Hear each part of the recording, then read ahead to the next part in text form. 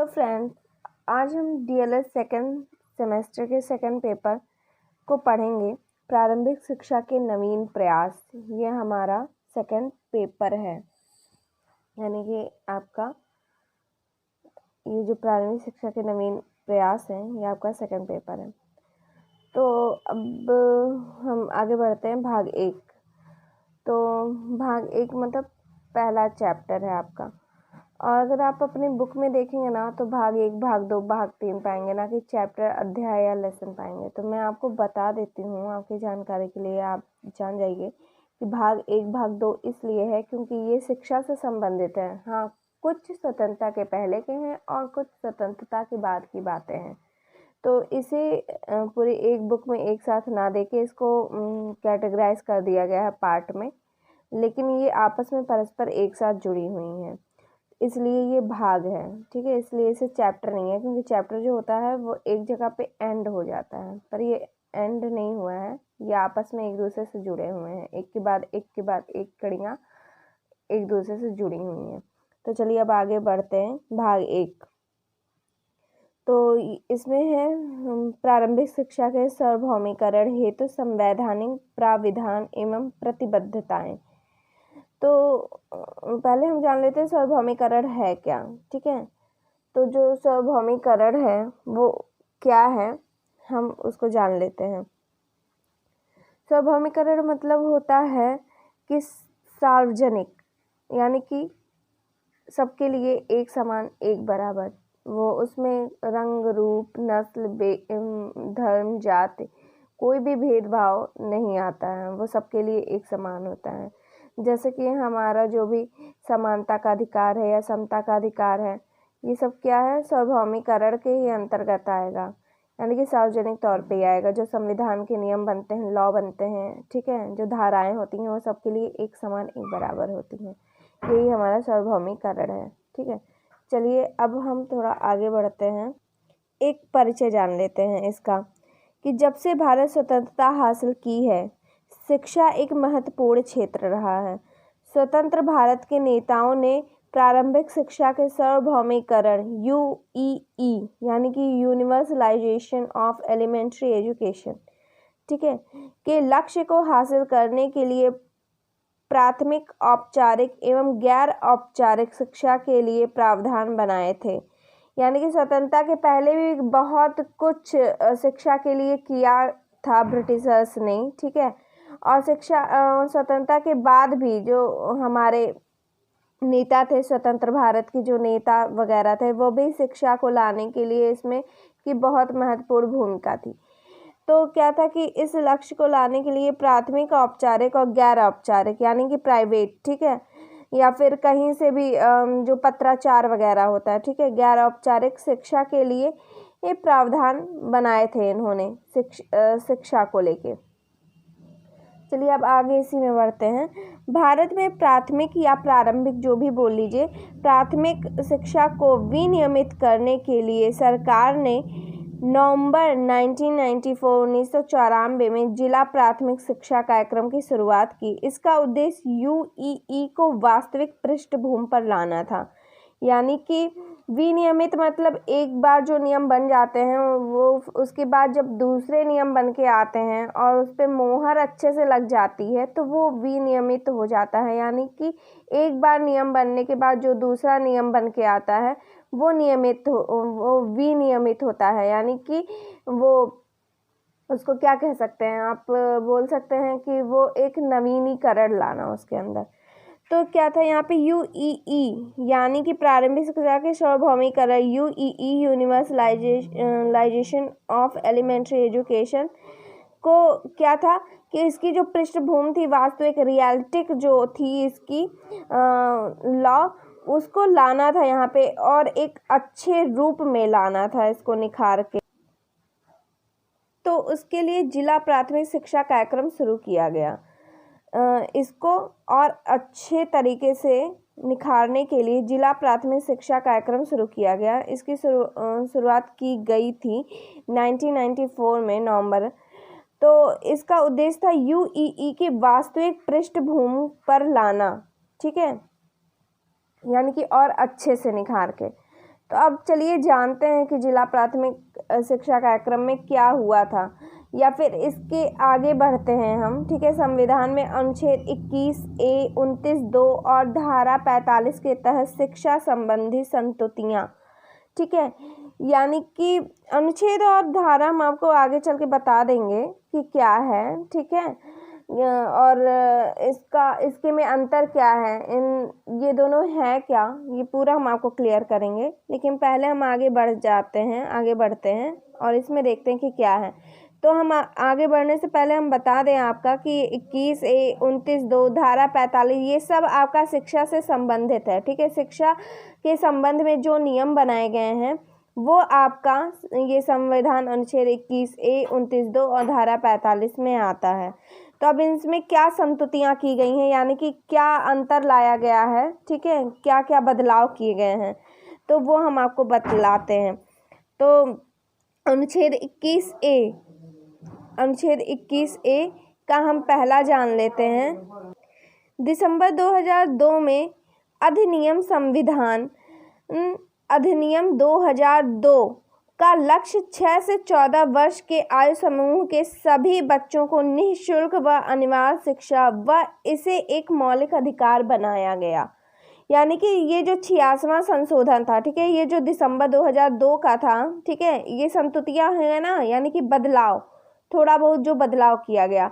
तो क्या हुआ, 86वां संशोधन था। ठीक है, 86वां संशोधन यानी कि 86वीं बार जो बदलाव किया गया वो हुआ था दिसंबर 2002 में, जिसमें लक्ष्य क्या था, 6 से 14 वर्ष के सारे वर्ग समूह के बच्चों को निःशुल्क व अनिवार्य शिक्षा देना या प्रदान करना था, और इसे एक मौलिक अधिकार बना दिया गया। मौलिक अधिकार जब जो चीज़ बन जाती है वो सबके लिए सार्वभौमिक हो जाती है, यानी कि परस्पर सबके लिए एक समान हो जाती है। ठीक है, तो ये क्या होता है कि इसे एक मौलिक अधिकार बना दिया गया कि इसे कोई हटा नहीं सकता है। ठीक है, कि ये एक बन गया है, आपको करना है तो करना है। तो 6 से 14 वर्ष तक के बच्चों को निःशुल्क एवं अनिवार्य शिक्षा देना था, और इसे एक मौलिक अधिकार बना दिया गया। मौलिक अधिकार हमारे कितने हैं, हमारे मौलिक अधिकार इस समय 6 हैं, पहले 7 थी। ठीक है, अब 6 हैं। तो ये जो शिक्षा है ये हमारा 66वां मौलिक अधिकार है। चलिए आगे बढ़ते हैं, दूसरा पॉइंट देख लेते हैं कि राज्य इसी का दूसरा है कि राज्य 6 से 14 वर्ष की आयु के सभी बच्चों के लिए निःशुल्क एवं अनिवार्य शिक्षा की ऐसे तरीके से व्यवस्था करेगा जो राज्य कानून द्वारा निर्धारित होगा। ठीक है, या करेगा, वैसे ही कार्य करना होगा। यानी कि कोई भी जो भी क्या है कि केंद्र सरकार होता है, राज्य सरकार होती है। तो केंद्र सरकार क्या कहती है, सारा भार उसके ऊपर ना आए, इसलिए वह राज्य सरकार को भी नियम बनाने के अधिकार देती है। ठीक है, या फिर अपने राज्य को देखने का उसके ऊपर कारोबार दे देती है। तो राज्य सरकार जो नियम बनाएगी उसके अनुसार राज्य में जो भी वित्त पोषित स्कूल हैं या फिर जो भी संस्था है उसको उसी के तहत कार्य करना पड़ेगा। यानी कि 6 से 14 वर्ष आयु के निःशुल्क एवं अनिवार्य शिक्षा ऐसे तरीके से व्यवस्था करेगा जो राज्य कानून निर्धारित करेगा, उसी के आधार पे। जैसे कि 6 से 14 वर्ष तक के सभी बच्चों को निःशुल्क एवं अनिवार्य शिक्षा, तो राज्य सरकार क्या है कि ये निर्धारित करेगा, और उस राज्य के अंदर जो भी स्कूल या स्कूल आते हैं वो चाहे वित्त पोषित हो, ठीक है, यानी कि प्राइवेट संस्था हो या सरकारी हो, वो क्या करेगा कि इसके कहने के अनुसार और इसके जो नियम बनाएगा उसी के अनुसार उसे कार्य करना पड़ेगा। तो यहाँ पे ये हो गया। अब हम थोड़ा आगे बढ़ते हैं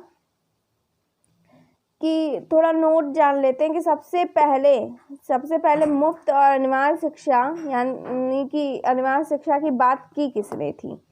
ठीक है, तो एक नोट देख लेते हैं। देखिए हम आपको दिखा दे रहे हैं कि स्वर्गीय गोपाल कृष्ण गोखले ने 18 मार्च 1910 में ही भारत में मुफ्त और अनिवार्य शिक्षा के लिए प्रावधान ब्रिटिश विधान परिषद के सामने रखा था, जो कि अंततः खारिज हो गया था। यानी कि सबसे पहले अगर किसी ने बात की थी मुफ्त और अनिवार्य शिक्षा की, तो वो स्वर्गीय गोपाल कृष्ण गोखले ने की थी। ये आपके इस एग्ज़ाम में भी आ सकता है, ये आपके टेट और सीटेट में भी आ सकता है। ये बहुत इंपॉर्टेंट रोल निभाता है इसमें कि सबसे पहले लाया किसने था। ये ऐसे ही थोड़ी ना आ गया था, ये कहीं ना कहीं से तो डेवलप हुआ था ना, कहीं ना कहीं से इसका विकास हुआ था ना, उत्पत्ति। तो इसकी उत्पत्ति जो थी, इसको जो दिमाग में जिसके आया था, वो सबसे पहले गोपाल कृष्ण गोखले जी के आया था। और ये स्वतंत्रता के पहले की बात है कि जब ब्रिटिशर्स के सामने इन्होंने विधान परिषद में ये बात रखी थी, तो फिर क्या हुआ था कि ये अंततः खारिज हो गया था। लेकिन बाद में स्वतंत्रता के बाद मैंने बोला था ना कि जो हमारे स्वतंत्रता के बाद के जो नेता वगैरह थे, वो इन सब बातों पे ध्यान दिए थे, तो उन्हीं के द्वारा ये लाया गया था। तो ये उन्हीं की सोच से डेवलप हुआ है मुफ्त और अनिवार्य प्राथमिक शिक्षा। ये एक नोट है, ठीक है, ये कोई इसमें पॉइंट नहीं है, ये आपको बताने के लिए था ताकि आप इसको जान लें कि सबसे पहले लाया किसने था, क्योंकि ये कभी भी एग्जाम में पूछ सकता है कि मुफ्त और अनिवार्य शिक्षा की बात सर्वप्रथम किसने की थी, कब की थी। ठीक है, तो इसीलिए मैंने डेट भी दे दिया है और बता भी दिया है, तो आप इसको ध्यान में रखिएगा। ठीक है, अपने दिमाग में नोट कर लीजिएगा इसको। चलिए अब आगे बढ़ते हैं अनुच्छेद 29(2) पे। ठीक है, तो इसमें पहला पॉइंट जानते हैं अनुच्छेद 29(2) में कि मौलिक अधिकार के तहत 5वां और 6वां, यहाँ पे सॉरी मैं भूल गई थी, तो 5वां और 6वां अधिकार शिक्षा एवं संस्कृति संबंधी अधिकार है। ठीक है, तो ये अनुच्छेद 29(2) के तहत आता है। जो शिक्षा और संस्कृति संबंधी अधिकार है, ये आपका अनुच्छेद 29(2) के अंतर्गत आता है। अब जानते हैं कि दूसरा पॉइंट इसमें इसके अंतर्गत मतलब अनुच्छेद 29(2) के अंतर्गत। ठीक है, तो अनुच्छेद 29(2) के अंतर्गत, इसके अंतर्गत राज्य द्वारा वित्त पोषित यानी कि फंडेड, ठीक है, या राजनिधि से सहायता प्राप्त करने वाली किसी शिक्षा संस्था में किसी नागरिक को केवल धर्म, जाति, प्रजाति, भाषा या इनमें से एक के भी आधार पर प्रवेश देने से रोका नहीं जाएगा। यानी कि मैंने अभी बोला था ना, सार्वभौमिकरण यही है सार्वभौमिकरण, कि धर्म, जाति, प्रजाति, भाषा या इनमें से एक के भी आधार पर किसी को प्रवेश देने से रोका नहीं जाएगा। वित्त पोषित यानी कि प्राइवेट संस्थाएं, ठीक है, जो कि रुपए लेके, ठीक है, करती हैं, वित्त पोषित होती हैं, फंडेड इनको बोला जाता है। ठीक है, ये फंड के बेस पे अपना स्कूल वगैरह चलाते हैं, वित्त पोषित होते हैं ये। ठीक है, राजनिधि से सहायता भी लेते हैं।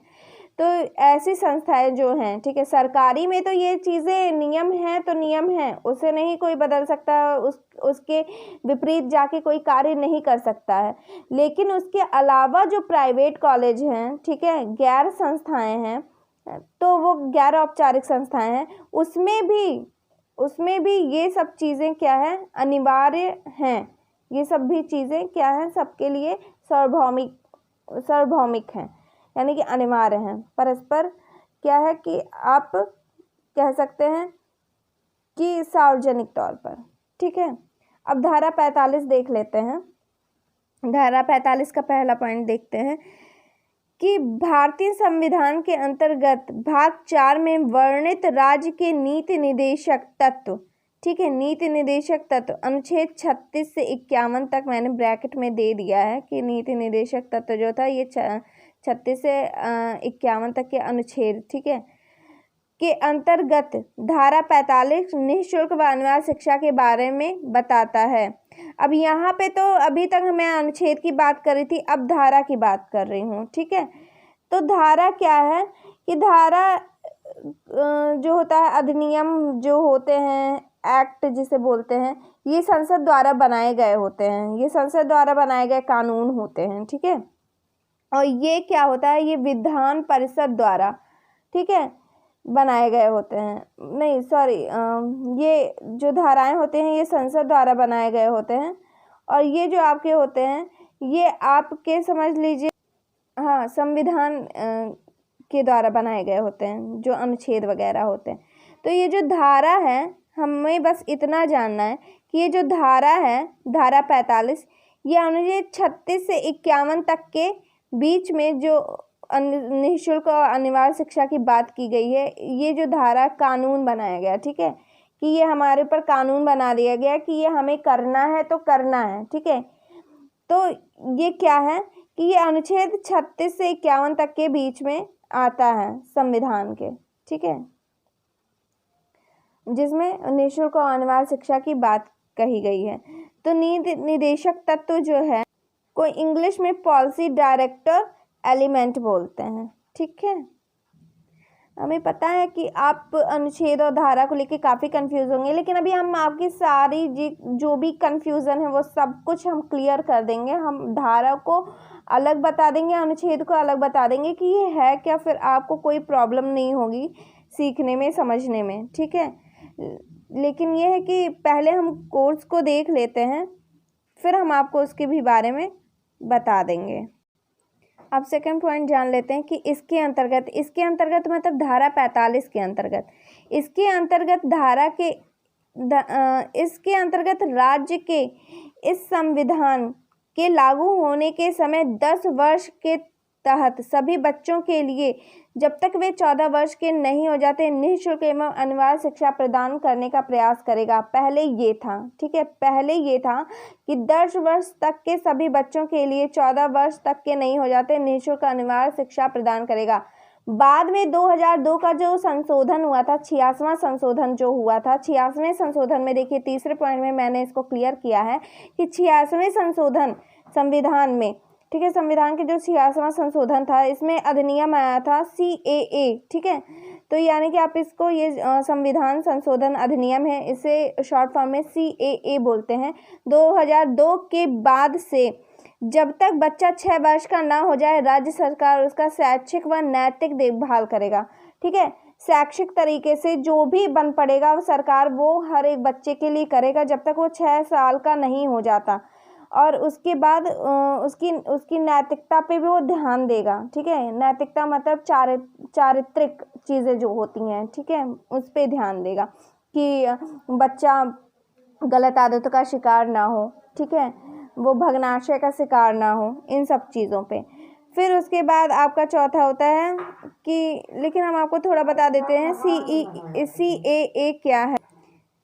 संविधान संशोधन अधिनियम को हम इंग्लिश में कॉन्स्टिट्यूशन अमेंडमेंट एक्ट बोलते हैं, ठीक है, जिसे हम CAA बोलते हैं। चलिए अब हम ECCE स्कीम के बारे में जानते हैं, जो धारा 45 के ही अंतर्गत आता है, ठीक है। इसे हम early childhood care and education scheme, ये काफ़ी पूछ लेता है, इसका शॉर्ट फॉर्म दे के काफ़ी इसके बारे में पूछ लेता है कि ये क्या है और ये चीज़ें, इसका फुल फॉर्म क्या है, ठीक है। तो इसका फुल फॉर्म है early childhood care and education scheme. तो इन सबको आपको अपने दिमाग में बैठाना है, आप जैसे भी बैठाना चाहो बैठा पाओ वैसे बैठा लो, ये कभी भी कहीं भी पूछा जा सकता है, ठीक है। इसमें ज़्यादा कुछ नहीं समझना है, आपको इतना समझना है कि 4 से 6 वर्ष तक के सभी बच्चों हेतु यह स्कीम चलाई गई थी, जो कि बचपन की देखभाल और शिक्षा योजना से संबंधित थी, ठीक है, धारा 45 के अंतर्गत। अभी तक हम सार्वभौमिक कर रहे थे। आप सार्वभौमिकरण क्या है इसको हम अच्छे से जान लेते हैं कि इसे और क्या क्या बोलते हैं, ठीक है। तो अब सार्वभौमिकरण से अभिप्राय या उसका अर्थ, ठीक है। सार्वभौमिकरण मतलब होता है कि सार्वजनिक सामान्यीकरण या ग्लोबलाइजेशन या यूनिवर्सलाइजेशन भी आप इसको बोल सकते हैं, ठीक है, इसका इंग्लिश है ये। तो अर्थात ये है कि सार्वजनिक तौर से या हर एक चीज़ सबके लिए, ठीक है, सबके लिए एक तरीके से बात को बताना और लागू करना ही सार्वभौमिकरण होता है। यहाँ हम तरीके यानी कि एक तरीके से, यहाँ पे एक तरीके आप जोड़ लीजिएगा, ठीक है, ये हम जोड़ दे रहे हैं यहाँ पे, ठीक है, कि एक तरीके से, ठीक है। चल, एक तरीके से बात को बताना या लागू करना ही सार्वभौमिकरण होता है। जनतंत्र या लोकतंत्र में जाति, धर्म, रंग, भेद, नस्ल, ठीक है, स्तर, रूप, रंग, प्रजाति, ठीक है, आदि का भेदभाव किए बिना सभी को अपने व्यक्तित्व का पूर्ण विकास करने के लिए समान अवसर प्राप्त कराना ही सार्वभौमिकरण के अंतर्गत आता है या सार्वभौमिकरण कहते हैं। अब मुझे नहीं लगता कि इसमें आपको कोई भी कंफ्यूजन होगी, क्योंकि ये सामान्यीकरण, ठीक है, या सार्वजनिक तौर पर जो नियम बनते हैं सबके लिए एक प्रकार से, एक तरीके से, बिना रंग, रूप, धर्म, जाति भेदभाव, नस्ल, जाति, प्रजातियां, धर्म के भेदभाव किए बिना सभी व्यक्ति को का पूर्ण विकास करने के लिए समान अवसर प्राप्त कराए जाते हैं। ठीक है, सार्वभौमिकरण ग्लोबलाइजेशन या यूनिवर्सलाइजेशन कहते हैं। ठीक है, चलिए अब आगे बढ़ते हैं और ये सारे नोट्स आप स्टॉप करके देख लीजिएगा और अगर ज़रूरत होगी तो बताइएगा, तो मैं इसका PDF भी दे दूँगी। ठीक है, तो अब क्या है कि हम जान लेते हैं, अभी तक अनुच्छेद धारा आप भी बहुत ज़्यादा कंफ्यूज हो गए होंगे। आपके सारे कन्फ्यूज़न को इस समय मैं एकदम से क्लियर तरीके से एकदम जो भी कन्फ्यूज़न है उसे मैं ख़त्म कर देती हूँ। तो अनुच्छेद और धारा में अंतर क्या है वो हम देख लेते हैं, जान लेते हैं। चलिए तो जानते हैं। अनुच्छेद को हम आर्टिकल बोलते हैं और धारा को हम सेक्शन बोलते हैं। ठीक है, तो ये इन दोनों में अंतर क्या है? अनुच्छेद क्या है? संविधान के अंतर्गत आता है। जो आर्टिकल्स वगैरह होते हैं वैसे संविधान के अंतर्गत होते हैं, जो संविधान द्वारा बनाए जाते हैं। और ये क्या है? ये जो अधिनियम है, एक्ट, ठीक है, धाराएं, ये क्या है कि ये संसद द्वारा बनाए गए कानून होते हैं। ठीक है, और ये क्या है? दूसरा पॉइंट है, संविधान में लिखे हुए अनुच्छेद बदले नहीं जा सकते हैं, बल्कि बढ़ाए जा सकते हैं लेकिन बदले नहीं जा सकते हैं। और धाराएं क्या होती हैं? पूर्ण रूप से हटाई भी जाती हैं या बदली जा सकती हैं और जोड़ी भी जा सकती हैं। इसमें क्या है? हटाई नहीं जा सकती, बढ़ाई जा सकती हैं। और इसमें क्या है कि धाराएं आपकी हटती रहती है, बढ़ती रहती है। ठीक है, तो ये संसद द्वारा बनाई गई होती हैं। तो तीसरा जान लेते हैं कि अनुच्छेद का प्रयोग संविधान में ही मिलेगा। जैसे आर्टिकल 14 में समानता का अधिकार, ठीक है, और आर्टिकल आपके 75 में प्रधानमंत्री की नियुक्ति की हर बात बताई गई है। तो ये आपका संविधान के अंतर्गत ही मिलेगा। ठीक है, और अनुच्छेद, और ये क्या है? धाराएं, यानी कि ये नियम होते हैं। ठीक है, यानी कि ये क्या होते हैं? ये नियम होते हैं और ये नियम की मापदंड होती है। ठीक है, कि इसके तहत आपको ये कार्य करना है, वरना इसकी क्या है? दंड सूची बनी होती कि अगर आप ये नहीं करेंगे तो आपको ये हो सकता है। ये धाराएं होती हैं। ठीक है, तो IPC यानी इंडियन पैनल कोड, ठीक है, इसे भारतीय दंड संहिता भी बोलते हैं। तो 1 जनवरी 1862 यानी कि 1862 को लागू किया गया और इसके अंतर्गत 511 धाराएं बनी। ठीक है, 377 समलैंगिक धारा को भी यही दर्शाता है। धारा ही जो धारा है 337 को भी ये समलैंगिकता का भी यही दर्शाता है, इसी के अंतर्गत आता है।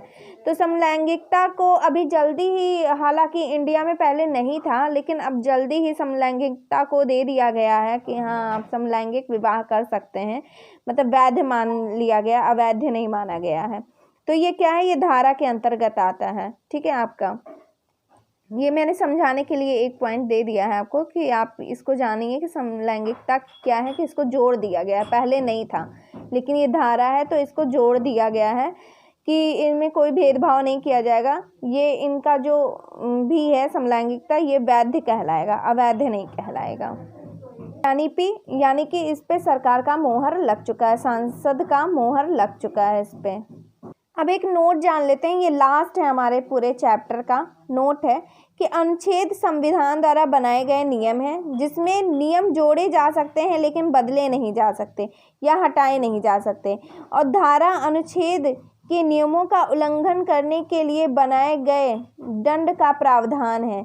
इसे बदले या हटाए और जोड़े जा सकते हैं। ठीक है, यानी कि ये क्या, अनुच्छेद हटाए नहीं जा सकते, उसमें आगे बढ़ाए जा सकते हैं, लेकिन धारा और कानून वगैरह जो है इसमें क्या है, उल्लंघन करने का जो दंड है प्रावधान, उसे बदले भी जा सकते हैं और हटाए भी जा सकते हैं। जैसे कि आप देख लीजिए धारा 377 को, यानी कि समलैंगिक विवाह की संसद द्वारा अनुमति मिली, और धारा 70 यानी कि जम्मू कश्मीर के नियमों में बदलाव किए गए और हटाए गए, यही आपके हैं। ठीक है, यानी कि ये जो धारा 377 था, ठीक है, 377 था, ये भी संसद द्वारा क्या था, इसको भी अनुमति मिली थी, और संसद द्वारा एक देखिए अनुमति मिल गई, यानी कि जुड़ाव हो गया। ठीक है, और धारा 377 को क्या किया गया, बदला गया। यहीं पे देख लीजिए आपका दोनों एग्जाम्पल आ जाता है कि एक में जोड़ा गया, अनुमति दी गई, और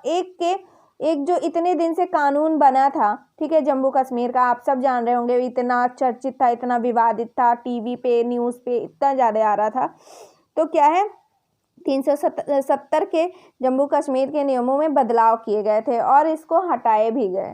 तो ये आपका पूरा कंप्लीट हो जाता है। इसे आप सब एक बार नोट डाउन कर लीजिएगा, और नहीं होगा तो फिर मुझे कमेंट कीजिएगा, तो मैं इसका PDF भी दे दूँगी। तो ये आपका भाग 1 ख़त्म होता है, भाग 2 हम जल्दी ही लाएंगे। Thank you.